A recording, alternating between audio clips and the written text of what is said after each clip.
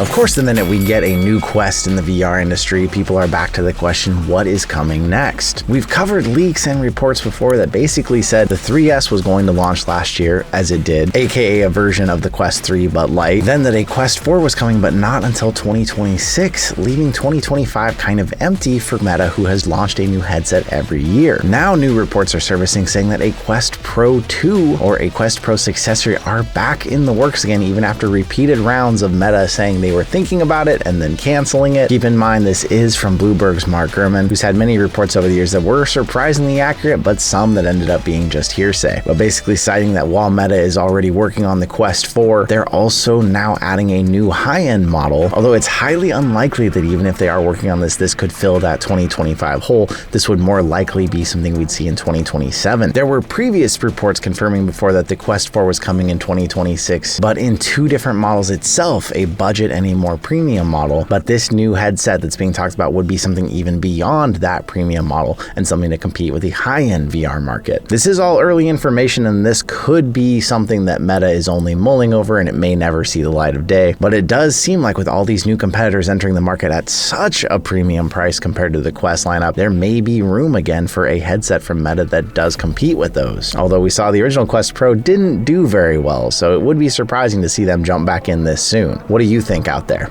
After the debacle of Quest headsets getting bricked over Christmas, it seems as though we're getting a little less of the reports of what's coming in the next update, even as they paused update V72. But one new feature that looks to be coming in an update is that Meta Quest 3D Scene Mesh would start updating automatically. This is something you may be familiar with already. When you scan your room, it may scan in a chair in place into your mixed reality and scan the walls, but something like a desk chair that someone then moves can mess up the environment that was scanned originally. This note was found in the changelog, of course, by Luna, who we've talked about many times on the channel, a VR enthusiast that really digs for information. But Meta saying that they're on a path to remove the user's capability to edit the space settings this year, so developers should start working to reduce their dependency on this feature because it's incompatible with their vision of high reliable scans that just work even when the scene changes. So if a piece of furniture was moved or if a pet comes in and out of your environment, the headset would see that in real time and adjust accordingly, and not leave some virtual object where the chair was and now you crash into the chair because it's there in a new spot. And this isn't unfamiliar to the VR scene. The Apple Vision Pro and the Pico 4 Ultra already have continuous automatic scene meshing, making them feel more advanced and leaving the Quest behind. Personally, I can't wait for a day when you put the Quest on and you just never have to scan anything. It just figures it out while you're in the menu and as you go and you turn your head. But it's been interesting to see how much that has changed over the years and how much they've updated it, and they have made it better.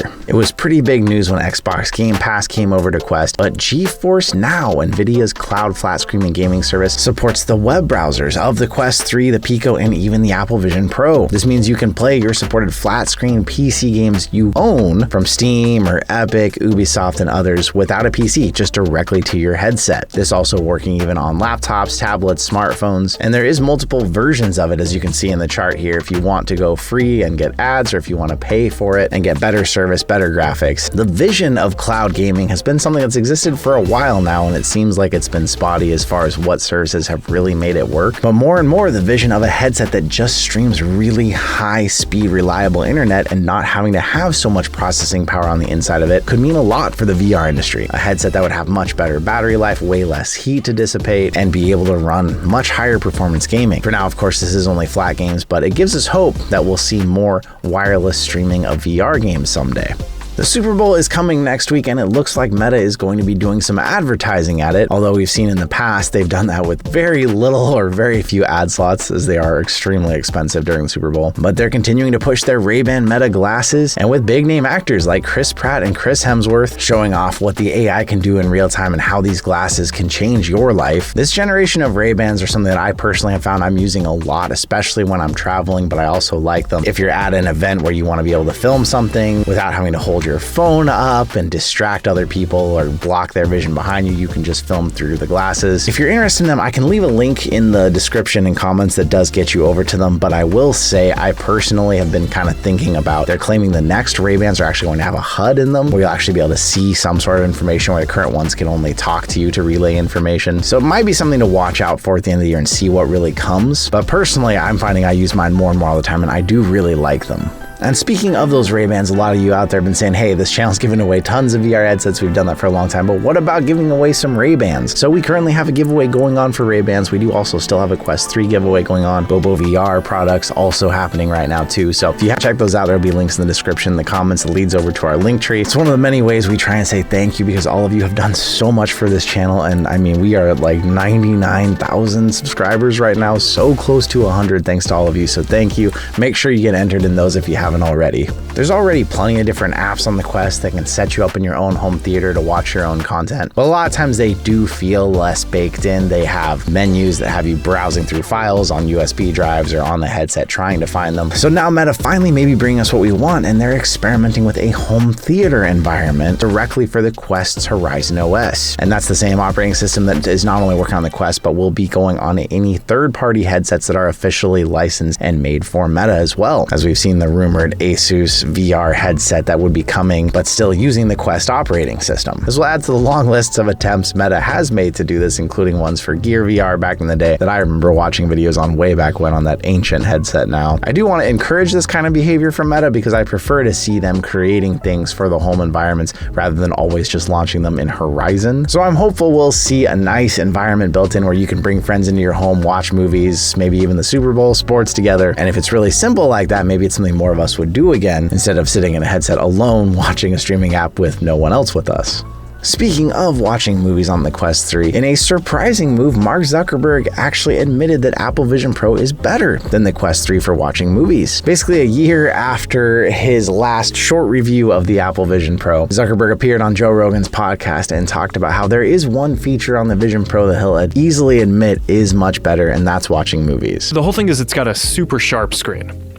So if you want to basically have an experience where you're not moving around much in VR, you just want to have the sharpest screen. If you're like on a flight and you want to have a $3,500 device that you use to watch videos, Vision Pro is better for that use case. Still kind of a slighted comment, it felt like, about it, the way he said it. But having tried a Vision Pro myself, I will say the screen is surprisingly sharp. It's the field of view that bugged me more than anything, and of course the heavy front of it, but the field of view was smaller, which surprised me. But ultimately, yes, those screens are sharp. They pack a lot of pixels into a small space. Still though, at $3,500, I can't justify buying one, so I still don't have one. As a big fan of the game DEMEO, it's actually one of the only tabletop turn-based combat games I've ever liked in my life. Some big news just dropped this week. There have been rumors that Resolution Games, the creators of DEMEO, was now working on a Dungeons & Dragons official game, and now they have dropped a trailer for it. Still void of any release date, this shows off DEMEO X Dungeons & Dragons Battle Marked, a lengthy name for a game that looks like it's taken a lot from DEMEO and then also the partnership it's officially licensed with Dungeons & Dragons and merge them together in a cohesive VR game. They don't give us much of a view yet, but it definitely got me excited, and probably a lot of you out there who love DEMEO but have played it over the years and have beat it enough times that you're ready for something new. Well, it looks like we're going to get a taste of that hopefully sometime this year. As there's been a lot to celebrate in the VR scene with the Quest 3S launch and what it seems to be doing for sales, unfortunately that does not mean there are not a lot more layoffs happening in the industry. Big developers like Fast Travel Games and Soul Assembly both announcing that they are going to have to lay off some of their staff. Fast Travel letting 60% of their staff go and 15% over at Soul Assembly. There has been talk of the entire games industry seeing a slowdown lately, especially with everything going on and a lot of uncertainty. But hopefully if you are a developer out there, you're in a company that does need to look for people, this means that there is some good talent up for grabs. I would definitely recommend looking over in that direction and seeing, and good luck to all of those people who have been working in VR to find another spot in the industry. We're back after the holiday season. You probably noticed more unboxing videos popping up again for you over here on the channel. Of course, we're going to try and keep you apprised of all the news in the industry that's important to you, the best games for you to be playing, reviewing the products that are going to make it better, and maybe start some new series for you this year too. But I'm curious, how is your 2025 going so far out there? Are you still gaming on your Quest? Are you enjoying it? Are you finding that fitness as a new goal for the year is something you're back in and using again? Let me know in the comments down below. But once again, thank you so much to all of you out there for your support over the years. It's meant so much to us. I truly appreciate all of you. I'll see you in another reality.